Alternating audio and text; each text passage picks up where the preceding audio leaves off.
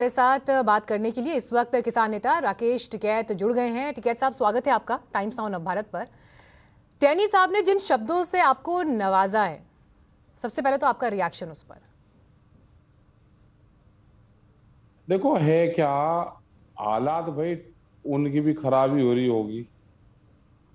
ये एक बयान से अपने लड़के को 10 महीने से जेल में सड़वा रखा, बड़ बोलेपन से।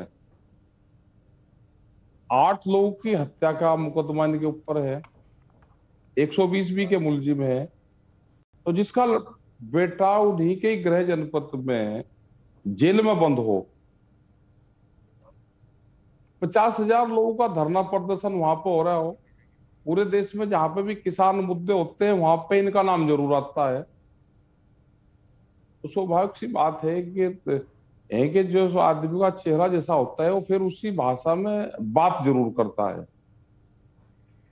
तो ये हो सकता है। दूसरा ये भी हो सकता है कि सरकार की प्लान हो कोई। आप प्लान का जिक्र कर रहे हैं, तो आपको क्या लग रहा है, क्या प्लान हो सकता है सरकार का? देखो, 120 बी का मुलजिम अगर बाहर रहेगा तो जांच को इन सब चीजों को प्रभावित करेगा। इनको पद से हटा देना चाहिए और सरकार इसका जवाब दे दे। हमने सरकार के ऊपर ही छोड़ दिया भाई, इन्होंने किसानों के बारे में क्या बोला। और सरकार एक तरफ कहती है कि हमने तो किसानों को उपराष्ट्रपति भी बना दिया, तो सरकार ही जवाब ले ले, प्रधानमंत्री जी इनसे जवाब ले ले।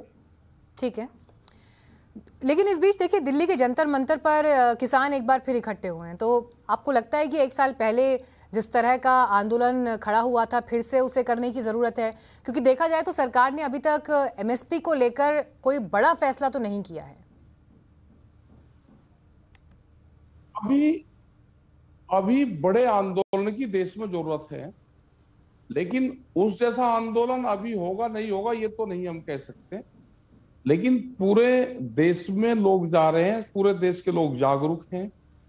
और अब का अगर आंदोलन होगा तो अब का दूसरे और लोग भी किसान से लगे भी आंदोलन में आएंगे। वो बेरोजगारी वाले आंदोलन लोग होंगे, वो अग्निपथ वाले लोग होंगे, जिस चीज से महंगाई से त्रस्त है तो वे लोग भी होंगे। तो देश में जब भी कोई आंदोलन होगा तो अब का बड़ा आंदोलन होगा और उसमें बहुत बड़ी संख्या में लोग उस आंदोलन में आएंगे। वो आंदोलन कहाँ होगा, उसका स्वरूप क्या होगा, अभी उसकी भी जानकारी हमको नहीं है। चलिए, बहुत ज्यादा खुलकर आप नहीं बोल रहे हैं, लेकिन क्या ये समझा जाए कि 2024 के चुनाव से पहले ऐसा आंदोलन खड़ा करने की जरूरत आप लोगों को महसूस हो रही है?